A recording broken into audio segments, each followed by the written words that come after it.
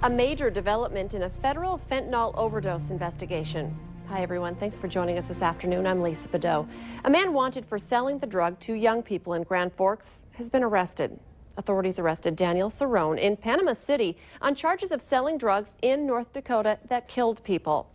The investigation started after 18-year-old Bailey Henke died after overdosing in January in Grand Forks. The Grand Forks police chief says they are going to throw every resource they have into trying to stop the selling and buying of fentanyl. The department is working with UND to try and change the culture of young people, saying many are doing the drug to seek thrills. 6 others are facing federal charges, including 5 Grand Forks men who have pleaded guilty to selling controlled substances and other charges. You can look for more developments on this story online. Just head to valleynewslive.com.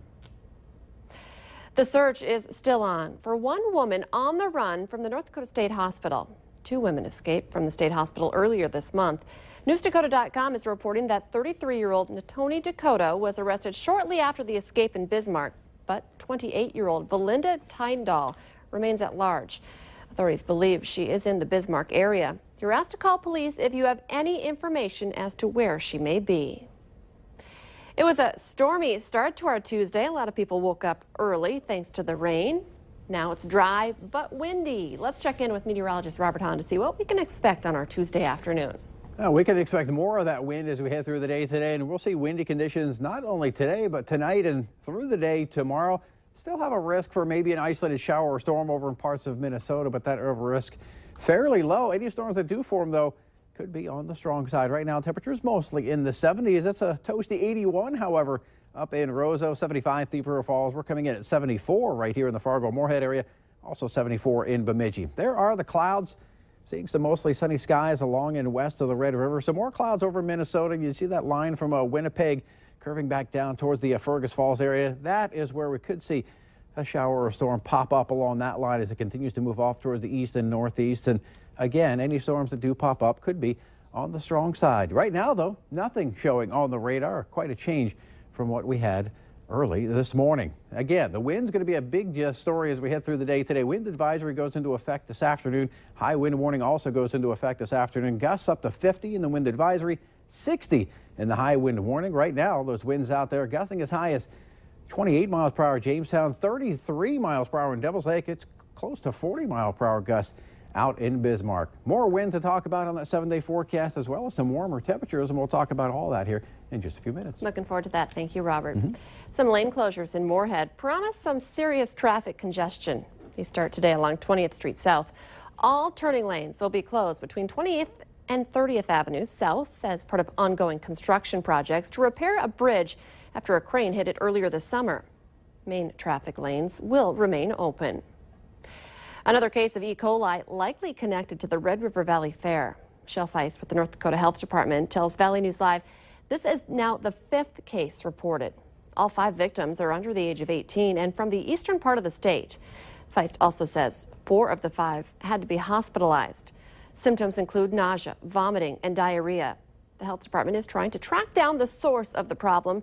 Specifically, they would like to talk with anyone who got sick within 10 days of attending the fair.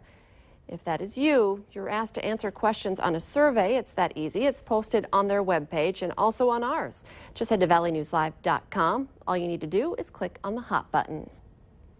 A Minnesota man will make his first court appearance in Polk County today on charges of assault, possession of stolen property, and kidnapping. The sheriff's office got a call of a man and woman standing near a suspicious vehicle in rural East Grand Forks on Sunday. Turns out it was a stolen vehicle out of Itasca County. When deputies tracked it down, no one was there, but during their investigation, deputies found out the woman was taken to All True Hospital in Grand Forks by a private party. She told investigators she had been forced to get into the car at gunpoint by her ex-boyfriend. Police later found the suspect in East Grand Forks. He's now being held in Crookston. A Moorhead nursing home resident says she has some big problems with Golden Living Center. Terry Steen's family told us about a situation they say happened about 2 weeks ago. They say Terry began falling, pulled the emergency nurse cord, knocked herself out, and laid on the ground for an hour and a half before someone came to help. Executive Director Melissa Chisholm says the facility is in lockdown because of a presumed infection. No visitors are allowed in, including our reporter who tried visiting Terry Steen yesterday. Now, we pulled the most recent survey of Golden Living Center by the U.S. Health and Human Services Department from last October.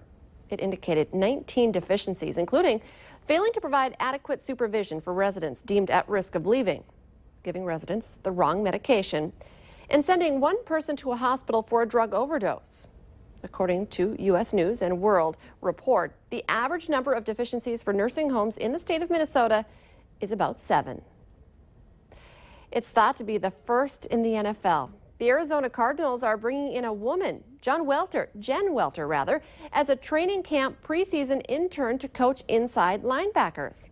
She's a one-time collegiate rugby player who played 14 seasons of pro football, mostly in the Women's Football Alliance. Welter is believed to be the first woman to hold a coaching position of any kind in the NFL.